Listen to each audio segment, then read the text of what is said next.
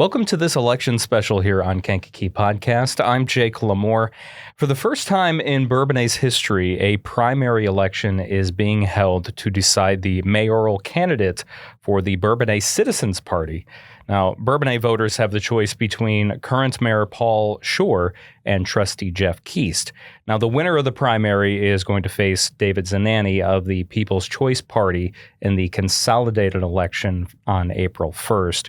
Joining us now on Kankakee Podcast to talk about what a fifth term as mayor of Bourbonnais would look like is Paul Schore. Welcome back, Mayor. Well, I appreciate being here. Yeah. We've done these before. And, it's nice coming in and talk with you always. I do just kind of want to point out that, when you were on that first episode with us, we kind of walked through your life story. No. And we're not going to do that today since we've already done that. But I just want to mention, if people are curious to just learn more about your life and upbringing, they can go back and they can listen to that episode to learn more about that. Today, we're going to focus more on just what a fifth term looks like for you and just some of the things you've accomplished in this last term. Well, I mean, there's been an awful lot going on, obviously. The new event center at Goldsland Park with the green and that whole project, it was a 5 or 6 year long journey to get to there with a tremendous amount of public input. The design people were very shocked at some of the information that we sent out with questionnaires for the public to say, what would you like? What don't you like? What do you want to see? What don't you want to see?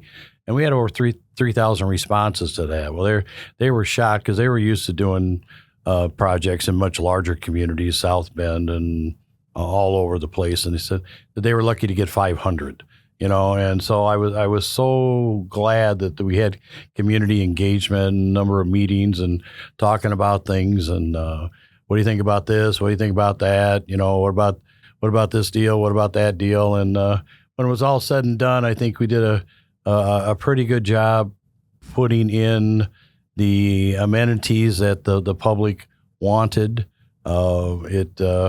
It's a park. It can get used every day, which it does get used tremendously every day. And then it's also a place that events can take place and have those all in one area to make doing those things much easier. And a lot of the community is going to be utilizing stuff. The Olivet's going to have a music thing in here in April. On the main stage, there's going to be a play that one of the local theatrical groups is going to do this summer on there. And is it acting out? Yeah, acting out theaters. They're going to do their show there. Awesome. And so that'll be kind of neat. And then of course this summer especially, we've got the sesquicentennial. It's the 150th birthday of the village, and that's one of the things that on my obviously goal list to get that through. We've put a committee together of our residents that were interested in helping do those kinds of things. So there'll be probably 2 to 3 events go on throughout spring, summer, and fall. I'm curious, and I'm sure a lot of people are too. I mean, you've been the mayor for the last 17 years now. You're seeking your fifth term. What made you want to keep going? Well, I think there's more to do, and there's some projects and things that I would very much like to see get done. I think we have a really good group put together right now that works well together. We've got an unbelievable staff, and which helps dramatically. And I think it's one of those situations where I've got the experience to do that. I know who to work with. I know who to deal with at IDOT, and for even for the interchange. I went to Washington D.C. to finish getting the funding for the interchange at no cost to the village, but it was a free trip, and so I know what to do and where to go with those things, and hopefully we can get those things continued. I really want to see, for instance, as far as the Career Center Road project get going. I sit on the MPO board, and They have some funds that are going to be involved in that, and the village will have some dollars in it too. But is that supposed to start up this spring? Well, the engineering is going on. Construction will probably be more. I don't know if any construction will still start in 25. It might be 26. But it's a huge project. Because it's widening the road. Well, right? it's going to be a 3-lane cross section when it's done, up to just past Burns Road to kind of catch where St. Paul Lutheran is at. Because of course, one of the issues we have there is there's 3 schools along that road. Yes, and there's a tremendous amount of traffic that involving those. The bus barn for the grade school district is out there now, so all those buses are there. We fortunately, as mayor, worked with the school district and got the bus barn moved out of the middle of town where it used to be by what was Robert Frost School to try and help with traffic in there, and it did help. And got it in a much more consolidated space, and then of course put Burns Road in to connect back to Career Center Road to allow east-west transit for general traffic, and of course, obviously the schools and everybody else that needed to use that thing. It was a really fabulous federally funded project too. That and again, the same way with the engineering with the Career Center Road project. We had the engineering done for that road project, so when monies came available, we literally had a shovel-ready project, and were awarded the money to do that with from the federal government. So it's those kind of things that you have to plan so far ahead and think so far ahead. You have to have some vision. Yeah. Not everybody's got vision, and it's hard. Maybe I'll go back, and I've told this story too many times, but when the municipal center got built on 102 back in the mid 70s, of course it was built in the middle of a cornfield. There was nothing either side of Route 102 was just cornfields and whatever. And a number of especially the older residents of the village were very, very concerned that, oh my God, they're building this thing clear out in the middle of nowhere, and the fire department's going to be there, and the police department's going to finally have a police department office to really work out of, and everything all under one roof, and they were worried that the whole town was going to burn down before the fire department got back into Bourbonnais. But of course, it was a question of the group then, like now, having enough vision to realize what's going to go on in the future. And of course, now obviously it's in the middle of town, and that's right. But not everybody can see that. You can't be short-sighted. You've got to look to the future, because really the most important things we do in local government really is a lot of times involved is the future. It's not so much about the everyday stuff, although that's all very important too. But it's setting the stage for the future to be able to have a community that everybody's proud of and that works. It's got to work for everybody.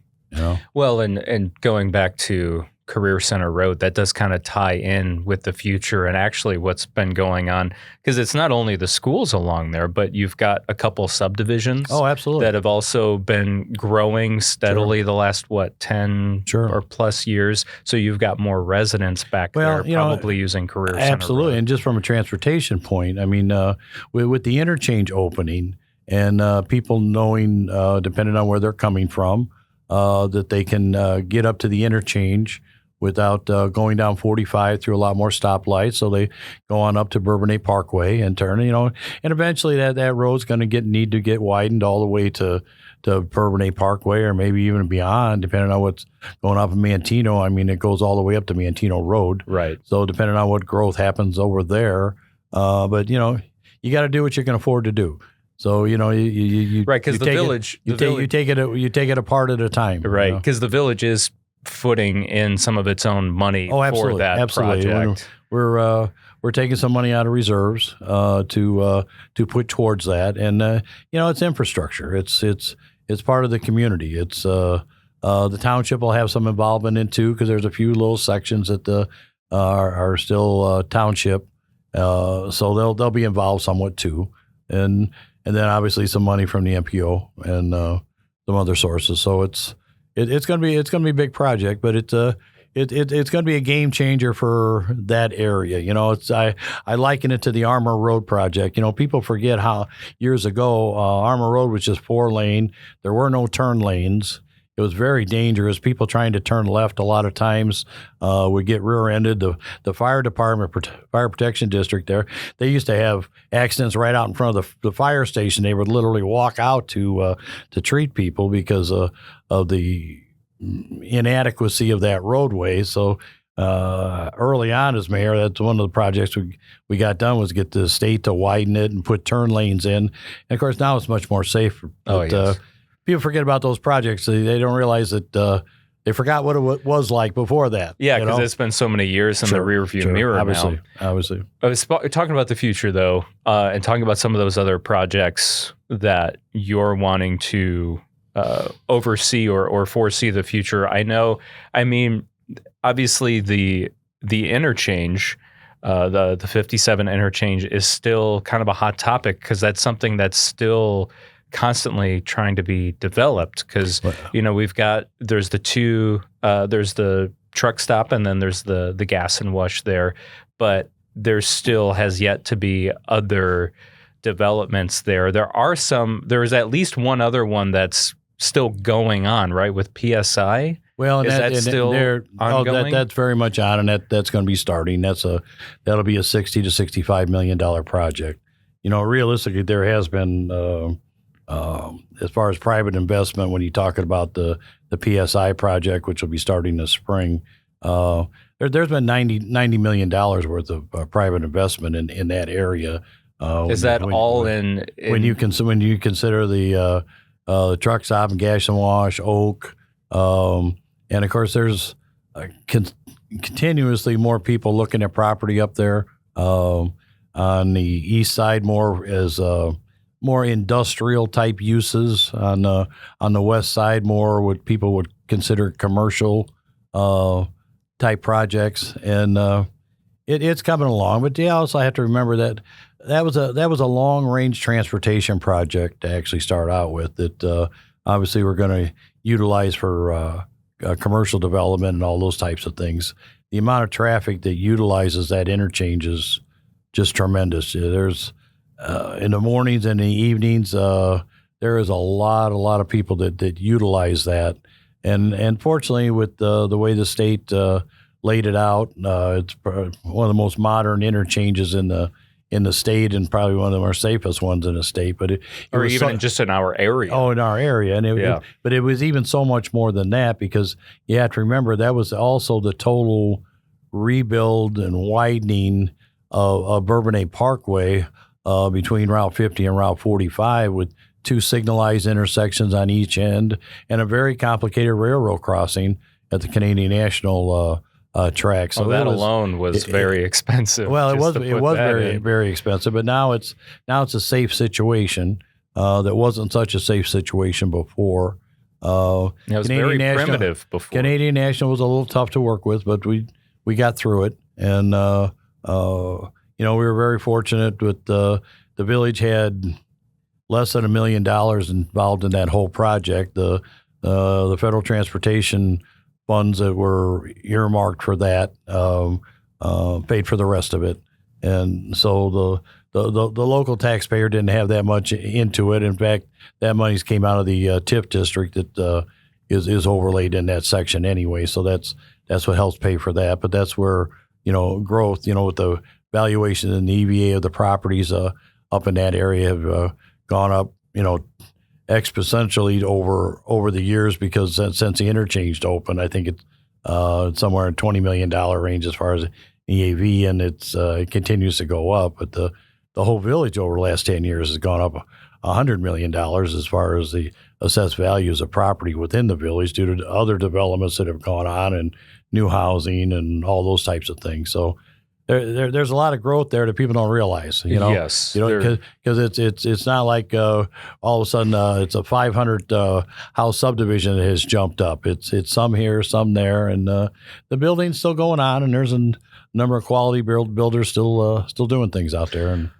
And to go, I guess, kind of further into for those that might not be familiar with that PSI development that's going on along the Bourbonnais Parkway interchange.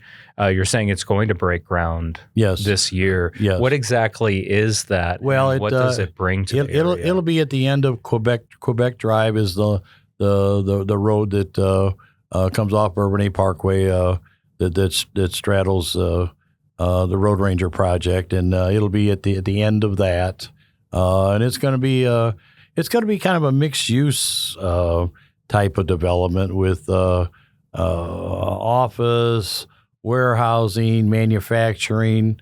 They plan on building to suit with as different tenants become available. They're going to put some up as spec on some of their own, but there's a number of even local companies that are looking for warehousing within the county that doesn't have high bay warehousing available much throughout the county. So it's going to be kind of one of those state-of-the-art type of deals. And I think it's great to see that we got a couple local guys that want to invest in the community, and they know that there's a market for that.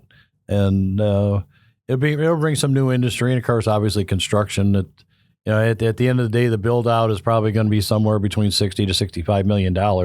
So it's a pretty substantial project, and that also extends the road then down farther south, and that eventually will turn and go towards Route 45 as the rest of that property starts to develop. And they've got some ideas about developing the rest of that property also too. So it all takes time, Yeah, and what's the tax revenue that the village gets from that? There is some type of agreement? Well, we're out of the TIF district. We're helping with some of the infrastructure, extensions of stormwaters and all those types of things, and roadway type things to encourage that, which in turn gets paid back by the property tax off the development that gets built. And it's one of those things that it pays, as farm field currently now, it pays almost nothing in property tax. So that changes dramatically as that development happens. And it's another piece of property that gets annexed into the village, right? Well, that's true, but it's already annexed into the village. But in some cases, new properties do the same thing, and that's correct. But it adds all of that, and we do revenue sharing with the school districts and the other taxing bodies out of that TIF district that most people don't do, but we do, to try and even the playing field along that, but still have some money to be able to encourage development, because you have to. You're in competition with everybody else, and some communities give everything away, and we're a little more conservative about that. We don't try and get. I don't really want. You want to encourage private sector development, but I don't want to be their partners.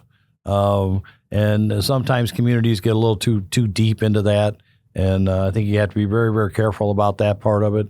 There's a big difference between encouraging and all of a sudden you're a stakeholder in this thing, and that to me, that's a wrong way to go. I'm curious, with the building of the Bradley Sports Complex literally right down the road from the Bourbonnais Parkway interchange, with that set to be opening this year, has the village of Bourbonnais seen any new interest from developers along the interchange because of that project? Well, there has been, but to be perfectly honest with you, it's been the people that we have talked to has been actually more of an industrial type use. Okay. I just wasn't sure if there were farther south. There's been some interest on things when you get down to St. George Road level and whatever. Okay. But not necessarily as much at the interchange level, because you also have to remember, there's no property at the intersection of Route 50 and Bourbonnais Parkway.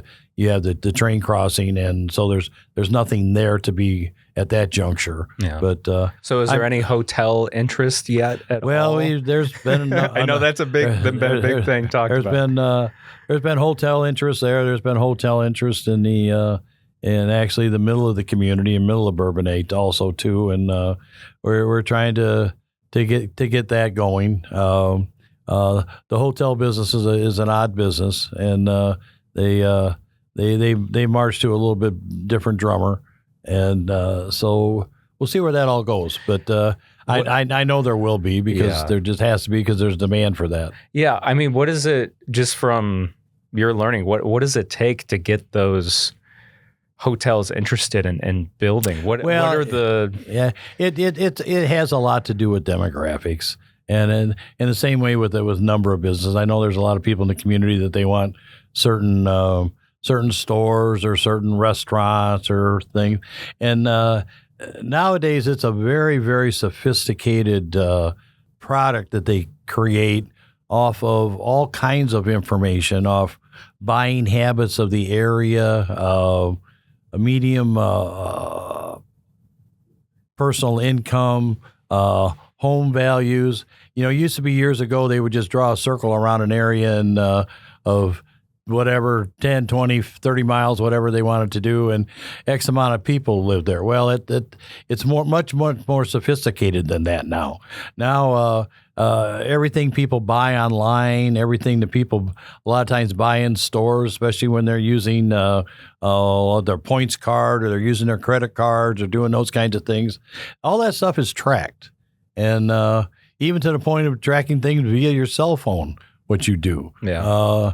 And they take that information and really drill down to decide where they're going to put something. It's not just a fluke at what they do. It's extremely sophisticated. And of course, we get approached from different groups and whatever, and obviously supply them information and talk with them, and go to trade fairs and things and talk with all those. I talked to a large national chain a year ago, and for about an hour, realistically. And basically, when it was all said and done, for them to build one of their facilities, the county population would have to be about 75,000 more than it is now. Oh, wow. Which is also something that goes on locally within our county. Our county is the county population is stayed fairly stagnant for a number of years, and they know it takes X amount of people for some of these entities to be successful. Yeah. And I think you've seen that with some of the chains that have opened and closed, and where there's enough business there to support them. And in some cases, it supports them, but some of these, especially multinational type chain things or whatever, they have to see a certain amount of volume. Even though they're making money, they're not making enough money, and it's not worth it to them. So then they close, and then something else opens. So It's challenging. What other future projects are you wanting to foresee or oversee in a fifth term? Well, I think there's a number of things. We want to obviously finish up our project at the Green, which is almost totally complete, but we want to get it done, especially the safety town portion of that. Yeah, where it is the safety town? Where's that at these days? It's still there, still where it always was. I mean, it's next to the park there, but it's gotten a facelift, and they're still finishing up some things there. But we desperately want to get that program back going again for the second graders in grade schools that. Do a training thing with police and with the fire department, just about basic safety things, just like Safety Town was designed for. Right. And we're actually hoping to get the second graders from the public schools through there yet this spring. We'll see. We're trying to put it together and get it together on time. We started last year with the fourth graders going through the log schoolhouse, and which was a tremendous project that took a while too, but all these things take a long time to finally come to fruition. Right. And that was a 10 plus year. Well, not quite, but it was almost. Close. It was almost. It was close. And, But we saved a piece of village's history that it was a one shot deal. You either save it or it's gone forever. Yes. And I just couldn't let it be gone forever. And the program we did with the fourth graders, we ran every fourth grader in the public schools through there. I think there was 220 of them. We had 5 days that with 2 classrooms a day that went through the law schoolhouse, and they went through the Laterno home to learn about history there. And had them at the village to talk about village government and how that's aligned up. And then, of course, I also had them in the police department, which is tremendously important to me. And that's why the Safety Town program with the second graders and that program with the fourth graders to get them around our police department, which we have a very, very good police department with some tremendous officers that work very well with the community, especially with the youth. And then, of course, that all works hand in hand with I started back up having a school resource officer in the grade schools. I felt that was so important. It had went away because the funding mechanism that came from the state had gone away.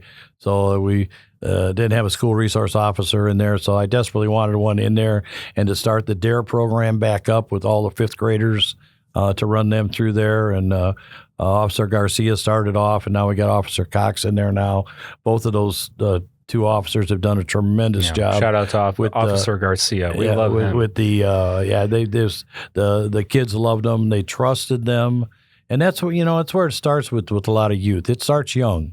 You gotta have them understand that these law enforcement people are the good guys. Yeah. Those are the guys you need to trust and need to emulate. And when they're giving you positive input all the time through all these different steps that we're doing in the village to work hand in hand with the school districts, and we're also going to have them. In fact, we had last spring we had the students from McNamara Grade School over there to go through the law schoolhouse and spend a day there, learning what it was like to go to school in the 1840s when you were lucky to get to go to school. Right. It wasn't a God-given right that it is now. And there were no school buses, and you either walked or rode a horse. And you had to walk through the tall it was just at that juncture in the village, a lot of the kids going to the school had to also learn English at the time because they spoke French at their house. And so that was a whole project that had to go on with education there. So, I'm just thinking of things when I've talked to Bourbonnais residents, or I've just seen and heard chatter, just bringing up some of the issues that residents face or have concerns about. And I know one of them is property taxes. Sure.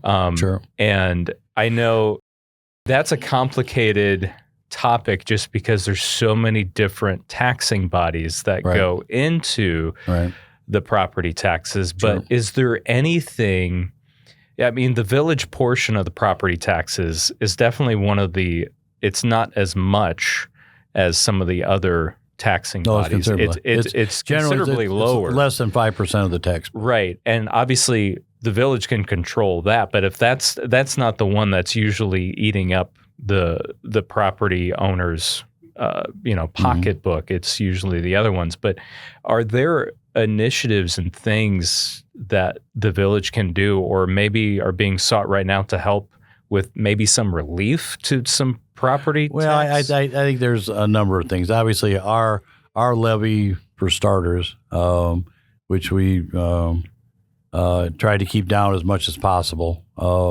and have done a really good job with that part over the years. I think the average resident pays maybe $300 a year to the village, and obviously depending on what the value of your property is. One of the issues that's cropped up over the last few years is the escalating value of your property, which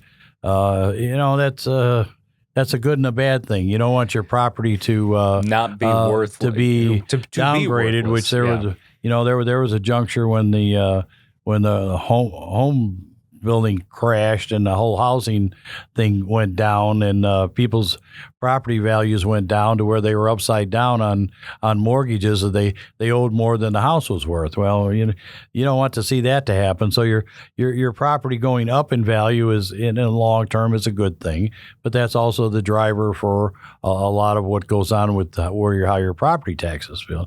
And it is a complicated formula. The only really in the state of Illinois, one of the big issues with property tax throughout the state, and it's just not locally, is how schools are funded. That's generally about, I don't know, 65-70% of your property tax is schools. And obviously we want to have good schools. We want to have good education for our kids. We want all those things. But how that's funded via the state makes a big difference. And they have such a complicated. You sit down with the school district people, which I have, and talk about school funding and their school funding formula for the state.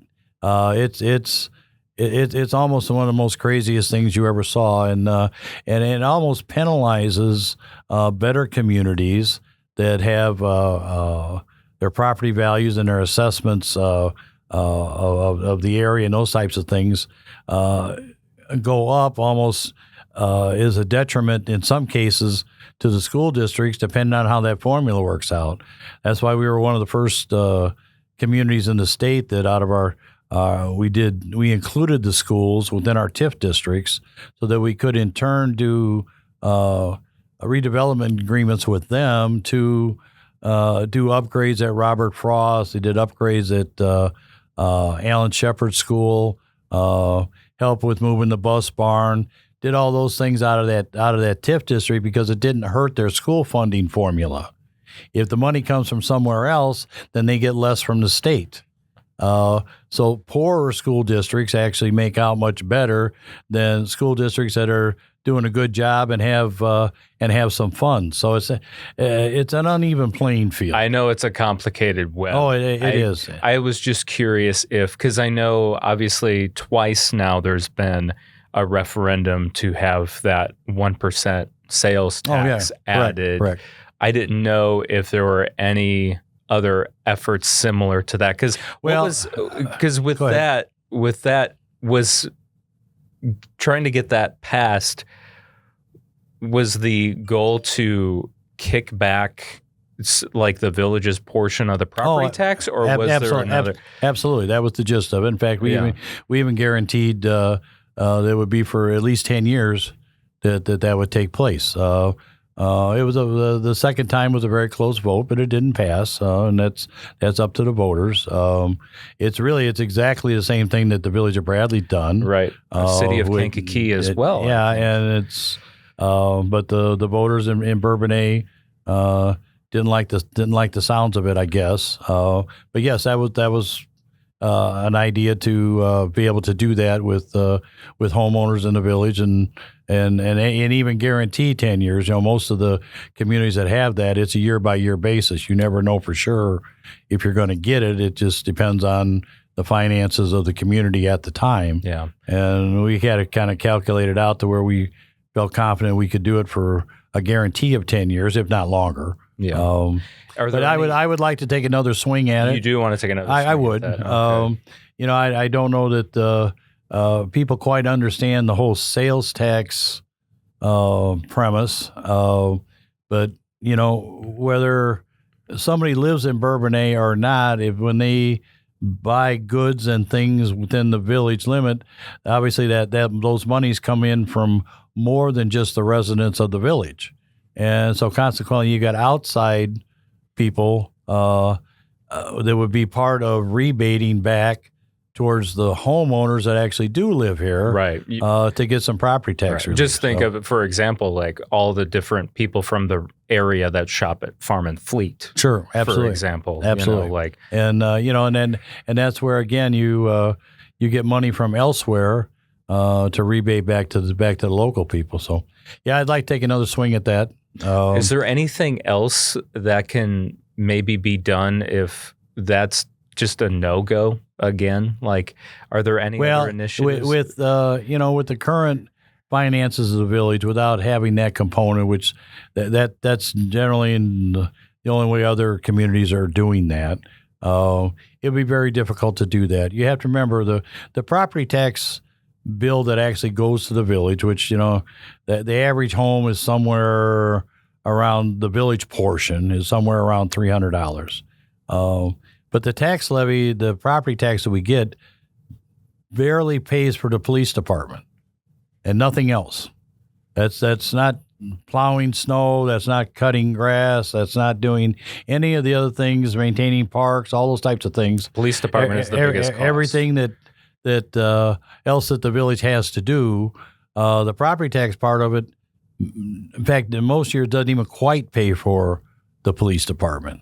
So they have to understand we've kept that particularly low. And obviously other things are paid out of other income that the village gets out of whether it's motor fuel tax or sales tax or income tax or whatever the other entities are. And of course, including to help keep costs down, some of the federal programs that we get involved in. But public safety is a key component. That's the most important thing we do.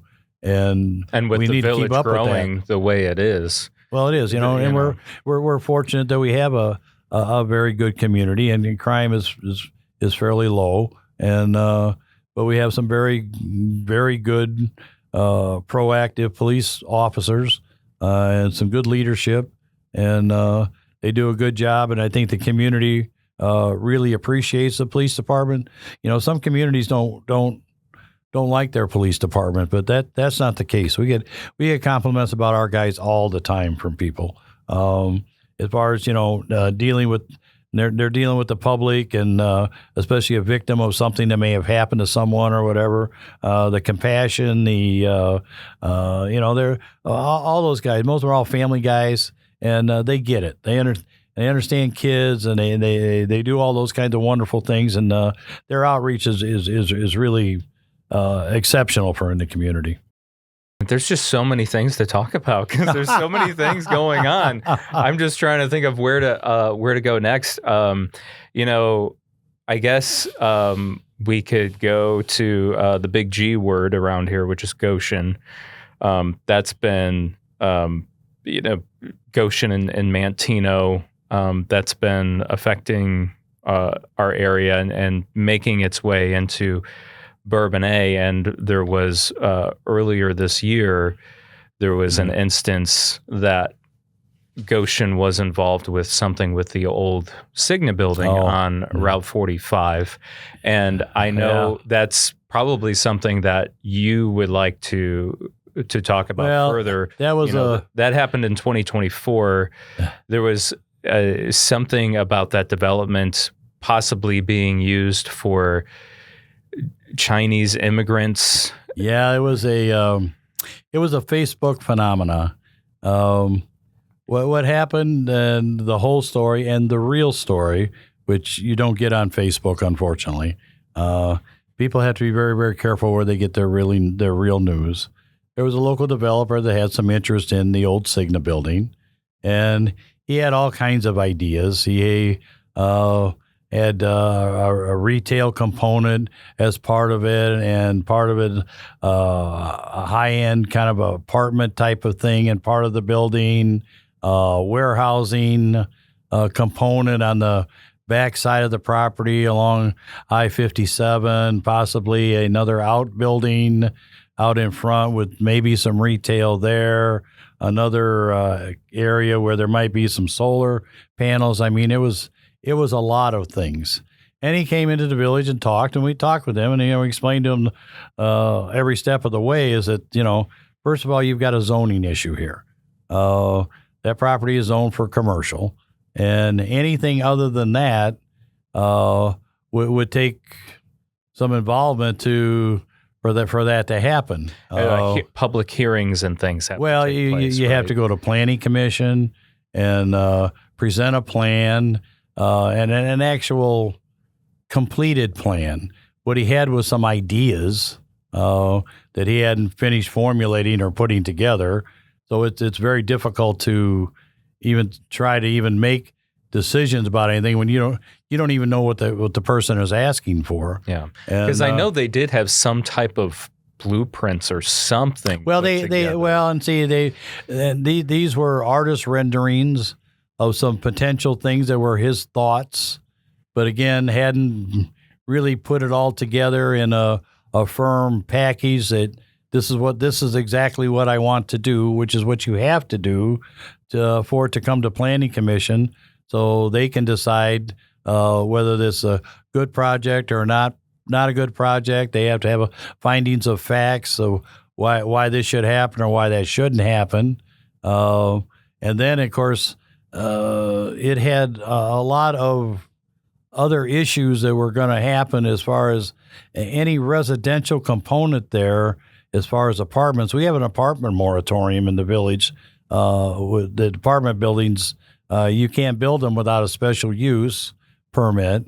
So besides a rezoning, it would have taken a special use permit, and then he would have had to have done a PUD, a planned unit development for the whole territory there, because he had basically 3 to 4 different kinds of zoning on the same piece of property. Oh my God. It was quite a stretch. Yeah. And but again,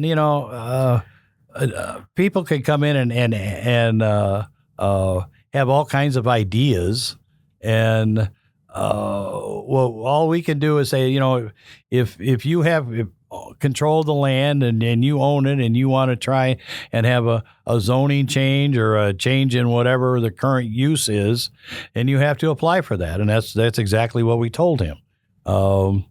So because of the problem with people seeing renderings of what might be, there was assumptions that was going to be what was going to be. Well, this was kind of the project that never happened. And then somewhere along the line, some of the social media propaganda groups, I guess for the lack of a better term, spun this thing into housing for illegal aliens, which is absolutely insane. Well, where did that come from? Was the developer tied to anyone at Goshen or anything like that? Not to my knowledge. There was no conversation about Goshen. I've never had a meeting with Goshen. The only thing I was ever at was with 1,000 other people. You might have been there also too when they had the opening and the governor came and they explained what their project was going to be. That's been my total exposure to Goshen. It's going on in Miantino. It's up to the people who live there and their government what they want to do up there and whatever. So as far as you know, this developer that was coming in with this potential idea for the Signa building had nothing to do. He's a local landowner and a local developer that has property here. Okay. Now, where does is that completely kaput at this point, or is it just there is no project because there wasn't a project. What you had was a person with an idea that never applied for. Yeah, because I think during that time there was a sign on top of the sign that said sale pending or contract pending. What he had done to obviously be even able to talk about doing something there is he had an option on the property. Okay. Which that's how developers work, and that's the other thing. A lot of people don't understand how development works. He didn't own the property yet, but he had an option to buy the property, and generally that's for a period of time. It can be as little as 6 months. It could be for a year. That the whoever the actual landowner is or property owner is. Takes it off the market, and this development group pays X amount of dollars for the to have control of the property, so they could see if whatever it is they wanted to do could be a possibility, or they could do their due diligence and see if the dollars worked on whatever kind of project they wanted to do. And at the end of that time frame, if it doesn't look like it works out or whatever, it just expires and the original owner still has it. If they want to go forward with it, well, at that point in time, they start working on an actual purchase of the property, which it never was purchased. He had an option. Yeah, because I don't see that pending sale or anything like that on that sign any longer. Because I'm sure his option probably expired, I would assume. Which happens often. That's not unusual. But, I'm used to dealing with development people. I understand. People come through the village with all kinds of things all the time. And, many of it never even ends up getting off the ground. I was a little taken back by some residents wanting the trustees to vote on what they were going to do on this project or whatever, when they don't have the project. The project wasn't there was a clear set of plans because this person had so many ideas for them to really comment on. It kind of put them in a bad position because without the facts, how do you do that? And the facts aren't in social media comments by people that come up with a lot of things like it was going to be a housing thing for illegal aliens. The village is never going to allow that. We did a ordinance about when the buses were dropping illegals off in different places against all that. When that happened in Kankakee and whatever. We don't want that, and we were proactive about that, and to where if they did do that, the bus company had fines that were just absolutely through the roof, or as high as we could possibly make them, and of course none of that ever happened because they didn't drop them off there because they knew they couldn't drop them off there. Talking about housing, is there anything the village is actively doing about supporting new housing projects and outside of single family homes? Like, is there anything being done for? Well, currently there's some different housing options that are currently going up now. There's a condominium project going up that Jerry Kerwick's doing off of Bourbonnais Parkway that seems to be going well, and similar to Arbor Grove and some of those types of projects. You get a lot of empty nesters that are interested in those types of that type of housing. They want to get rid of the big house in the yard and all that, and they want to just have something nice and but something that they do own. But something that they can also come and go, and they want to take off and go to Florida for the winter. They can and don't have to worry about their yard or their roof or whatever. All that stuff's taken care of. So that project seems to be moving along fairly well. There's a nice duplex project that's going on behind where Dunkin' Donuts is at, and that project seems to be moving on. On the one on Bethel? The Dunkin' on Bethel extended, yes. Okay. That I think will be successful because they're doing a very nice job building them, and I think those will be a nice housing option for people. As far as single family homes, we're continuing on with what we've done for the last number of years with the developers. We're allowing them to wait to pay for their permits for construction until they get to closing, or 2 years, whichever happens first, to try and soften the amount of expense that the builders have up front as they're building a home. That way it comes in more at the back end, where then the buyer ends up paying for it. They know they have a buyer and they have the money and the wherewithal to do that, to try and make it a little easier for them to do that. So they get the permits up front, but they don't have to pay for them until after the fact? Yes, until closing, or there's a time limit on it that eventually they would have to. So in other words, you couldn't start it and wait 5 years. That's not going to happen. But to give them a chance to build a house and have a buyer and hopefully sell it and move on. And there's some new housing going on. We really need a new subdivision, really and truly, and would like to try and encourage. And I've had talks with at least two entities about starting new subdivisions up, because we're starting to get a little low on empty lots, to be real honest with you. We'll see, but it's all something you work on every day. Yeah. Gosh. This is not a sprint; it's a marathon. And you meet with people and talk with people about things. And government can't solve every situation, but we can try and do what we can do, and at a price that the taxpayer can afford. That's the other thing. There's many, many more things that I would like to see get done in the village that there's, in some case, there's just not like the money to do it with. Like what? Well, example? I would like to see us have a much more extensive sidewalk program, for instance. We have some aging infrastructure that we keep attacking, but it's just I'm kind of antsy when it comes to those things. I would like to see some of that get solved a little sooner than later, and of course it's a question of having the money to do that with. Yeah, and what are the taxpayers willing to pay for? Yeah, for sidewalks, is there really any federal or state grants for things like that? It's a little more difficult for interior roadways when you're dealing with arteries or state highways or those types of things. That's where the federal state money comes. It becomes a little easier to do. But when it comes to those side streets and whatever, that's up to you guys. Well, that's a different thing. And we've also had a program for a while too with a 50-50 program. If a person wants to replace their sidewalk, we'll do a 50-50 deal. And our guys have started pouring a lot of concrete, doing sidewalk work and that type of thing. And we got some really talented guys in public works that are able to do that and do a good job at doing it, and to keep the cost down.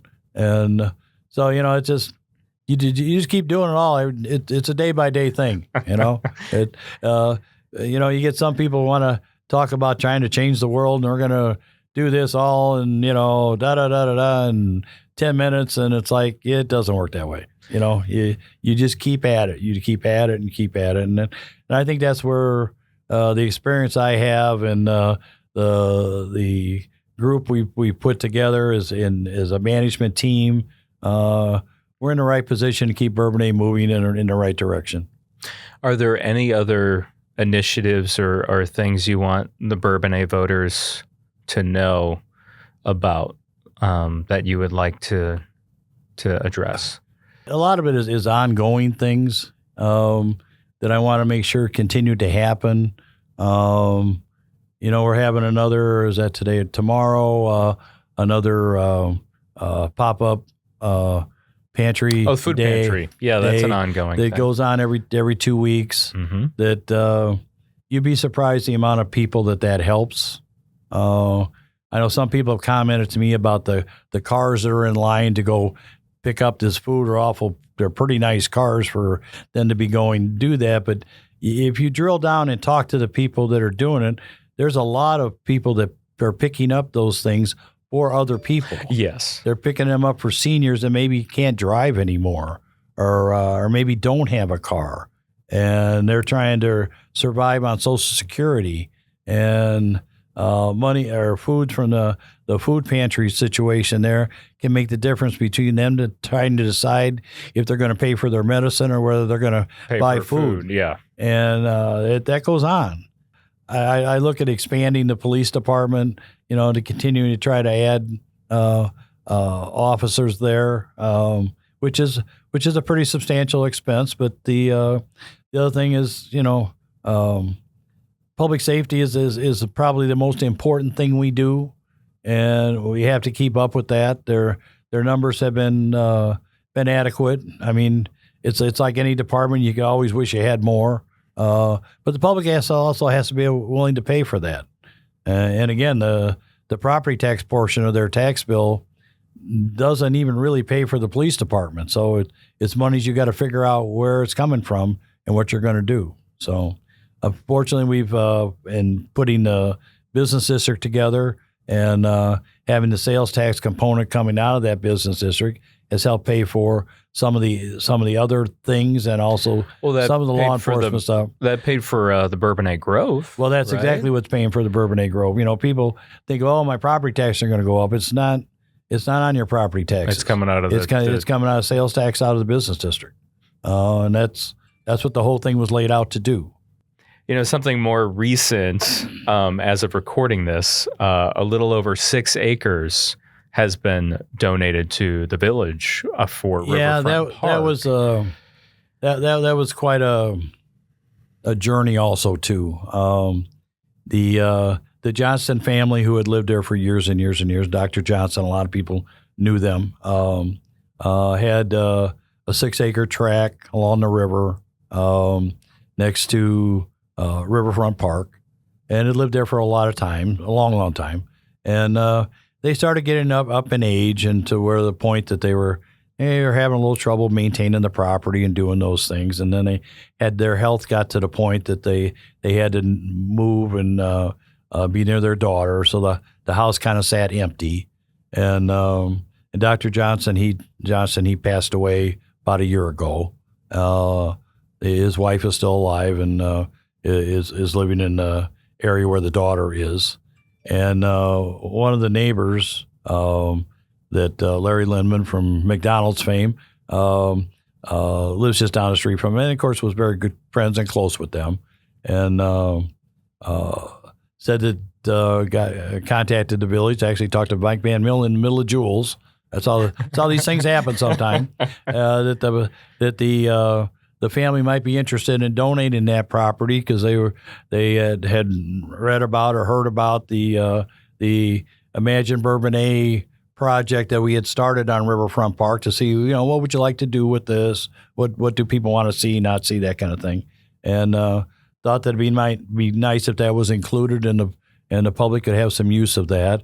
So I started conversations with their son, who lives out of state, and had many, many, many conversations with him. And you would think something like that with interested parties and people that want to do that would be very simple to do. It's not very simple to do. There's a lot of legal things tangled up with that. And, you get lawyers involved but everything's got to be correct and right. And we were in no hurry. They were in no hurry. We wanted to make sure it got done correctly. There's so many things that go into it. Well, and as soon as you start surveying and have the river involved, that too. It gets even more interesting. Right. So since you're right along the river there. That took, I don't know, 8, maybe 9 months of back and forth, and that was with willing participants. Yes, right. They wanted to get it done, but we finally got it done. And handing it over to a government body too, I'm sure has something to do with that as well. And thankfully, Pat Dunn, our village attorney, stayed with it and worked with the attorney for them. In fact, he even kind of helped them get an attorney to locally to handle that because they didn't really know who to talk to or whatever. And I appreciate all their efforts and what they went through. So, at the end of the day, now we're going to have to annex the property. We still have to do that because it wasn't currently in the village, which isn't a problem, but it just takes another couple of months to go through the process with doing all that. And then you have to send out because there was there was an initial survey done about the Riverfront Park, right? Sure. But now you're going to have to do another one, right? Well, that's the thing, and that's why we stopped having the community meetings and whatever when this cropped up. Because if you're going to do a project down there of any nature, and I don't see a lot going on down there, to be real honest with you. I think it's just going to be some enhancements, but I wouldn't think that people would want. I don't want to see we don't want Disneyland down there. I mean, that's not what we're talking about. Well, here. And there's a home there, right, on that property, or no? Well, yeah, and of course that's going to have to be taken down. It's going to be taken down. It's going to have to be taken down. Okay, it's not in very good shape. I wasn't sure what kind of shape. And if it's going to be public use in park, obviously, it's the home is just not a good fit. There's a above ground pool that's got to be taken down, and a small little ancillary building, but. So we're going to have a little bit of expense in that, although it won't be too much when you consider what that property's worth. Oh man, it could be in the $800,000-$900,000 range of what that property was actually worth. Yeah. So it's going to be a great addition. It's 600 more feet of river frontage that the public will have access to, which I think is very, very important. And as we go back through and doing the study and the due diligence about what people would like to see, we want to look at whatever maintenance issues need to go on down there. We did an initial project down there when the village acquired that property, which I was involved with that when that all happened, and from the Hunt family for Riverfront Park when they donated that property to the village, with the village assuming the mortgage on the house, which then the village carved out some property around the house and then sold the house. So when it was all said and done, the Riverfront Park, as it sits, the village had about $100,000 in that whole 13 acres when it was all said and done. And that was the generosity of the Hunt family. And now we're back around with the Johnson family doing their thing. But that initial project was over 25 years ago when we initially did that. And really the only thing we've done down there is added Frisbee golf. Because it's kind of a placid park. It's someplace people can walk and have some solitude slopes. And, those kinds of things. I think we need to take a strong look at the riverbank, see what if there's any bank stabilization we need to do. And of course, that's going to take time, too, because we got to deal with the Corps of Engineers. Oh, yes. And we'll have to deal with NDR. With IDNR, which we did the first time around. I mean, we know that. We know that those things take time. And then all of that is to then eventually apply for some grants through the state of Illinois, which is how we did the trails and stuff and the projects there. But you have to have a completed plan and everything ready to go. Well, we wanted to include the Johnston property in what may be there, which I think about all that's going to end up happening there is probably a nature trail. In fact, part of the donation, the family requested that it be kept in its natural state. Okay. Which is really what we plan to do anyway. I would think. There's some quite a few trees. There's beautiful trees in there. Yeah. There's some underbrush that needs to get cleared out and needs to get cleaned up some. There's always underbrush. And sure.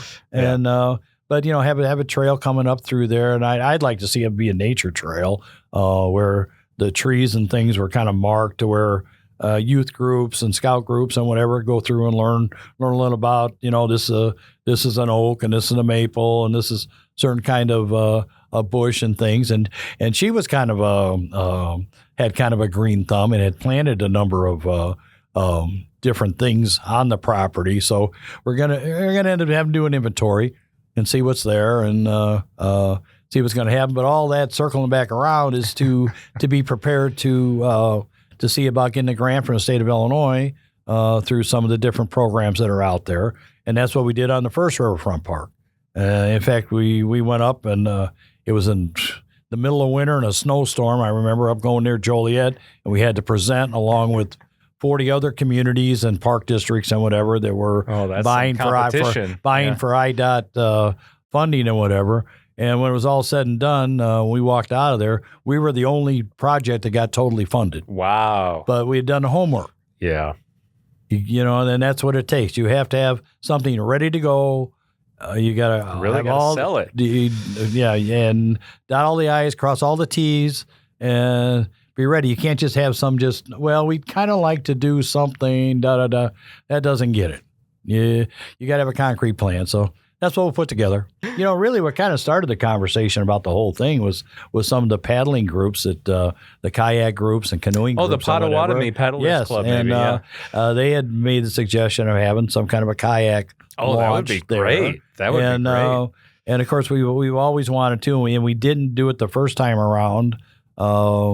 But I would like to do it the second time around with doing Riverfront Park down there, is have a better, stabler area for the fire protection district to launch their inflatable for river rescue. Oh, that'd be good. Especially with everything that goes down at Perry Farm. Well, as people seem to have more and more interest in the Kankakee River, which is great. I'm glad to see that. There's people who lived in this county all their life and never been on the Kankakee River. Yeah, and it's a huge natural asset to our area. But as that use goes up, I'm sure the business that the fire protection districts are going to have to deal with, or even more. And you want to be able to do that quickly and safely, and just like we host them every year on the pond out in front of the municipal center when they do their ice rescue training and stuff there. Yep. I mean, we have to work hand in hand with those people. Yeah. Those are the guys that save your lives, know? So yeah. Absolutely. There's a lot to do. There's just a lot to do. There's a lot to do. There's a lot to talk about. Yeah. But yeah, is there anything else, Mayor, that you want to get out there, like I said, about, your reelection or anything like that? Well, I think I'm a lifelong resident, obviously. Graduated from maternity schools and BBCHS and KCC, and was one of their fabulous 50 people when they had their 50th anniversary. I got that award, and I have my entire life here, working with the community, working with youth, extremely involved in a number of youth organizations and things throughout the years, and very involved in a scouting program, which I'm still involved in. Well, Mayor, thank you for your time. No problem. And it's always good to talk with you. Yeah, always good to talk with you too, and best of luck to you. Okay, thank you. Yep. See you. That concludes this election special on Kankakee Podcast with Bourbonnais Mayor Paul Schore. Early voting is now underway for the primary in the village of Bourbonnais. We encourage all Bourbonnais voters to go out and cast their ballots on or before the primary election, which takes place on Tuesday, February 25th. We will hear from Mayor Schore's opponent, Trustee Jeff Keast, in the next special election episode, dropping in just a few days on Thursday, February 20th. Please make sure to subscribe on Apple Podcasts, Spotify, or wherever it is that you consume your podcasts so you don't miss that episode and the ones to follow. I'm Jake LaMore. Thank you so much for listening, and remember, your vote does matter.